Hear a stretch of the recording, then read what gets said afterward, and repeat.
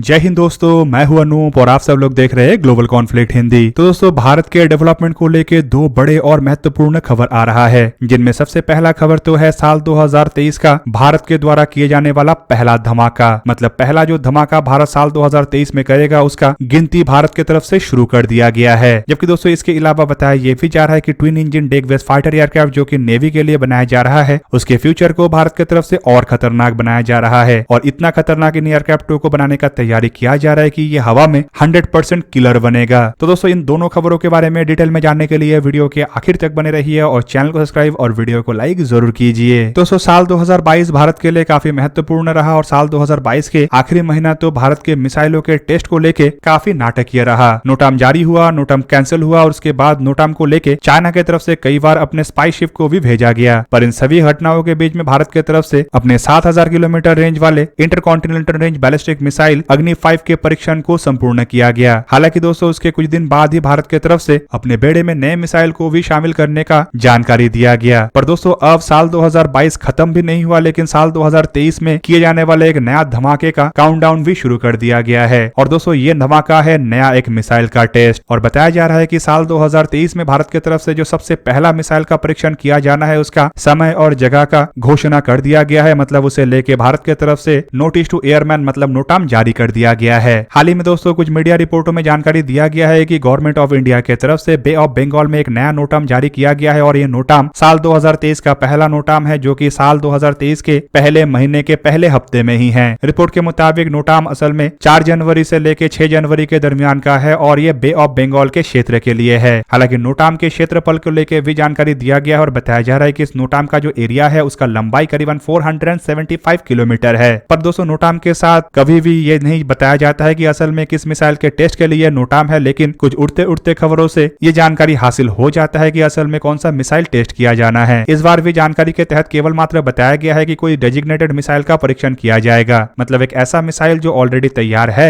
और शायद इसके कोई यूजर ट्रायल या फिर कहे तो एवोल्यूशन ट्रायल हो सकता है। पर दोस्तों, हर बार के तरह नोटाम के जो एरिया या फिर कहे तो क्षेत्रफल है, उसे देखते हुए कुछ अंदाजा लगाया जा रहा है कि किस तरीके के मिसाइल का ये परीक्षण हो सकता है। ऐसे अंदाजों में सबसे पहला अंदाजा असल में एयर लॉन्च क्रूज मिसाइल मतलब ब्रह्मोस ए मिसाइल को लेके ही है। दोस्तों, क्योंकि ब्रह्मोस ए मिसाइल का रेंज भी करीबन 450 किलोमीटर के आसपास है, इसीलिए माना जा रहा है कि शायद इस नोटाम के अंतर्गत भारत के द्वारा साल 2023 में सबसे पहले ब्रह्मोस ए मिसाइल का ही परीक्षण किया जाए। ब्रह्मोस ए सुखोई 30 MKI एयरक्राफ्टों के द्वारा दागा जाता है और ये एक सुपरसोनिक मिसाइल है और इन मिसाइलों का रेंज भी नोटाम के अंदर ही आता है। हालांकि दोस्तों, ब्रह्मोस मिसाइल ही केवल मात्र भारत के बेड़े का एकमात्र ऐसा मिसाइल नहीं है जो इस रेंज के अंतर्गत आता है। दोस्तों, इस रेंज के अंतर्गत आने वाले और एक मिसाइल भी है जो काफी महत्वपूर्ण है और हाल ही के दिनों में काफी अधिक चर्चा का भी विषय बना हुआ है। मिसाइल है प्रलय, जो कि एक quasi tactical surface to surface ballistic missile है और इसका रेंज भी करीबन 150 किलोमीटर से लेके 500 किलोमीटर के दरमियान है। दोस्तों, ये वही मिसाइल है जिसे लेके हाल ही में ही मिनिस्ट्री ऑफ डिफेंस की तरफ से खरीदने को लेके अप्रूवल दिया गया और करीबन 120 ऐसे मिसाइल आर्म फोर्सेस के लिए खरीदा जाएगा, जो संभावित सबसे पहले इंडियन एयरफोर्स के बेड़े में शामिल हो। हालांकि बाद में इंडियन आर्मी के बेड़े में भी इन मिसाइलों को शामिल किया जाएगा। और दोस्तों, रिपोर्ट के मुताबिक इन मिसाइलों को चाइना और पाकिस्तान दोनों के साथ ही लगे हुए बॉर्डर के नजदीक डिप्लॉय किया जाएगा। दोस्तों, प्रलय मिसाइल का भी रेंज इतना है कि इन मिसाइलों को अगर टेस्ट किया जाता है तो ये नोटाम के डेजिग्नेटेड एरिया के अंदर टेस्ट हो सकता है। मतलब दोस्तों, नए साल के पहले हफ्ते के अंदर ही भारत के द्वारा जिन मिसाइलों का भी टेस्ट किया जाए, वो चाइना और पाकिस्तान के लिए एक बहुत बड़ा संदेश रहेगा, क्योंकि ब्रह्मोस मिसाइल भी दोनों देशों का डर का कारण बना हुआ है। तो वहीं पे प्रलय मिसाइल को भी खरीदने के दरमियान ये साफ कर दिया गया है कि ये दोनों मिसाइल ही चाइना और पाकिस्तान को देखते हुए ही खरीदा जा रहा है। दोस्तों, ब्रह्मोस मिसाइलों से चाइना और पाकिस्तान इसीलिए डरता है क्योंकि ये जो मिसाइल है, इसका तोड़ ना इन दोनों देशों में से किसी एक देश के पास है और ना ही दुनिया के किसी अन्य देश के पास है। ब्रह्मोस दुनिया के सबसे ताकतवर तरीन क्रूज मिसाइल है, जो सुपरसोनिक रफ्तार मतलब करीबन माक 3 के रफ्तार में उड़ान भर सकता है। और दोस्तों, इसका एक नमूना इसी साल के मार्च महीने में पाकिस्तान भी देख चुका है। जब एक भारत के ब्रह्मोस मिसाइल मिस फायर होकर पाकिस्तान में गिरा था, तब 24 घंटे तक पाकिस्तान यही पता नहीं लगा सका कि असल में ये था क्या। हालांकि दोस्तों, पाकिस्तान में चाइना के एयर डिफेंस सिस्टम और रडार तैनात है, जिसका सिंपल मतलब यह है कि चाइना के रडार और एयर डिफेंस सिस्टमों के पास भी ब्रह्मोस को देख पाने का क्षमता नहीं है। दूसरी तरफ पिछले साल भी चाइना के एक मीडिया रिपोर्ट में यह जानकारी दिया गया था कि भारत के जहाजों में जो ब्रह्मोस मिसाइल तैनात है, उसे रोकने का क्षमता चाइना के जहाजों के एयर डिफेंस सिस्टमों के पास नहीं है, जबकि चाइना के जहाजों में जो एंटी शिप मिसाइल है, उसे रोकने का क्षमता भारत के एयर डिफेंस सिस्टम जैसे कि बराक 8 जैसे एयर डिफेंस सिस्टमों के पास है। प्रलय मिसाइल को लेकर दोनों देशों का डर इसीलिए भी है, क्योंकि ये जो मिसाइल है ये दोनों देशों के ही क्षेत्र के अंदर घुस के ठिकानों को तबाह कर सकता है। और दोस्तों इस मिसाइल को भी ऐसे ही बनाया गया है कि ये दुश्मन के एयर डिफेंस सिस्टमों को चकमा दे सके और दुश्मन के एयर डिफेंस सिस्टम इसे रोक ना सके। ये अपने पाथ को भी बदल सकता है। और दोस्तों टैक्टिकल शॉर्ट रेंज के इस तरीके के मिसाइल अगर पाथ को बदलने में सक्षम है तो समझ सकते होंगे कि ये कितना क्रिटिकल और कितना हाईली टेक्नोलॉजिकल मिसाइल है। दोस्तों अब चलिए थोड़ा जानते हैं कि twin engine deck base fighter aircraft को ताकतवर बनाने को लेके या फिर कहे तो इसे हवा में 100% किलर बनाने को लेके किस तरीके से भारत काम कर रहा है। आप सबको पता ही होगा कि एडीए मतलब एरोनॉटिकल डेवलपमेंट एजेंसी और हिंदुस्तान एरोनॉटिक्स लिमिटेड की तरफ से इंडियन नेवी के आवश्यकताओं को ध्यान में रखते हुए twin engine deck base fighter aircraft को as a carrier base multi role fighter aircraft के रूप में डेवलप किया जा रहा है। बेसिकली दोस्तों ये जो एयरक्राफ्ट है ये आने वाले समय में इंडियन नेवी के सभी एयरक्राफ्ट कैरियरों के ऊपर तैनात होगा। और फिलहाल इन एयरक्राफ्टों को लेकर बताया जा रहा है कि शायद इन एयरक्राफ्टों का फर्स्ट फ्लाइट साल 2027 में हो।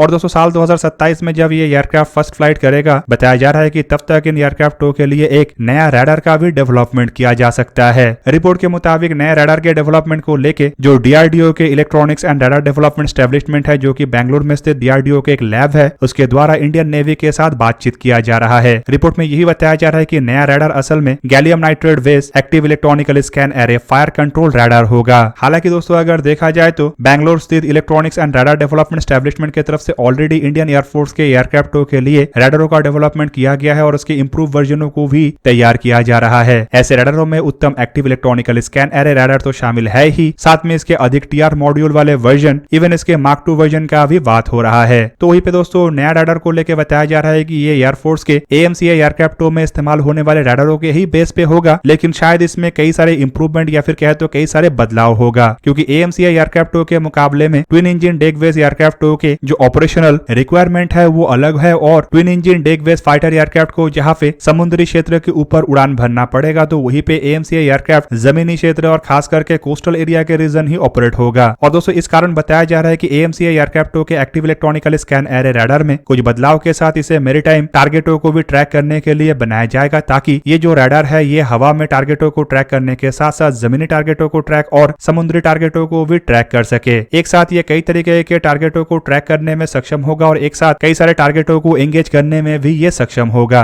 रिपोर्ट में यही बताया जा रहा है कि डीआरडीओ के तरफ से जिस तरीके के रडार को twin engine deck base fighter एयरक्राफ्टों के लिए डेवलप करने का इरादा बनाया जा रहा है वो सिंथेटिक एपरेचर रडार मैपिंग के साथ होगा। हालांकि इसके साथ ये रनिंग थ्रू एल्गोरिदम के साथ भी ऑपरेट करेगा और कई तरीके के जियो स्टेशनरी ऑब्जेक्ट को भी ये एक साथ लेके काम कर सकेगा। हालांकि दोस्तों इसके अलावा ये भी बताया जा रहा है कि इसमें कई तरीके के इंप्रूव फीचर होगा, जिस कारण ये जो रडार है ये रियल टाइम टारगेटिंग और डेटा ट्रांसमिशन कर सकेगा और कई तरीके के अन्य अलग अलग हथियारों को भी एक साथ ऑपरेट करने में सक्षम होगा। अब दोस्तों यहाँ पे आप लोगों को यह भी जान के रखना चाहिए कि नया जनरेशन के जो active electronical scan array radar अलग अलग देशों के द्वारा डेवलप किया जा रहा है उनमें गैलियम नाइट्रेट टेक्नोलॉजी का इस्तेमाल किया जा रहा है, क्योंकि इस तरीके के जो टेक्नोलॉजी है ये असल में पुराने गैलियम आर्सेनाइड टेक्नोलॉजी के मुकाबले में अधिक बेहतर होता है और स्टेल्थ एयरक्राफ्टों को भी आसानी से डिटेक्ट कर सकता है। जबकि नए जनरेशन के रडारों में कई तरीके के अन्य इंप्रूवमेंटों के साथ इलेक्ट्रॉनिक वॉरफेयर सिस्टमों को भी इनबिल्ट किया जा रहा है और साथ ही साथ दुश्मन के इलेक्ट्रॉनिक वॉरफेयर सिस्टमों को काउंटर करने के क्षमता के साथ भी जोड़ा जा रहा है। यहाँ पे आप लोगों को यह भी जान के रखना चाहिए कि नया जनरेशन के रडारों में एंटी जैमिंग कैपेबिलिटी भी होता है, मतलब इसे जैम करना भी काफी मुश्किल होता है। जबकि इसके अलावा ये लंबे दूरी तक हथियारों को कंट्रोल कर सकता है या फिर कहे तो हथियारों को कमांड कर सकता है। भारत के द्वारा हाल फिलहाल के सालों में रडारों के डेवलपमेंट में काफी तेजी लाया गया है और इसके अंतर्गत भारत अब तक उत्तम active electronical scan array radar को जहां पे डेवलप कर चुका है, तो वहीं पे नेत्र प्रोजेक्ट के अंतर्गत भी भारत के द्वारा जो रडार का डेवलपमेंट किया गया है उसे भारत एयरबोर्न रडार के रूप में इस्तेमाल कर रहा है। नेवी के जहाजों के लिए भी भारत के द्वारा कई तरीके के रडारों का डेवलपमेंट किया गया है। इवन अगर देखा जाए तो इस तरीके के इलेक्ट्रॉनिक्स के मामले में फिलहाल भारत काफी हद तक आत्मनिर्भर बन चुका है। पर दोस्तों twin engine deck base fighter aircraft के लिए अगर गैलियम नाइट्रेट बेस रडार का डेवलपमेंट किया जाता है और वो भी इंप्रूव फीचर के साथ, तो आप समझ सकते होंगे कि ये जो एयरक्राफ्ट है ये हवा में कितना खतरनाक होगा और दुश्मन के लिए कितना भयंकर तरीके से ये तबाही मचा सकेगा। तो दोस्तों ये था आज का वीडियो। अगर आपको वीडियो अच्छा लगा तो लाइक कीजिए और मेरे चैनल को सब्सक्राइब कीजिए और साथ में बना हुआ बेल आइकन को भी प्रेस कर दीजिए ताकि आप मेरा वीडियो देख पाए सबसे पहले। जय हिंद।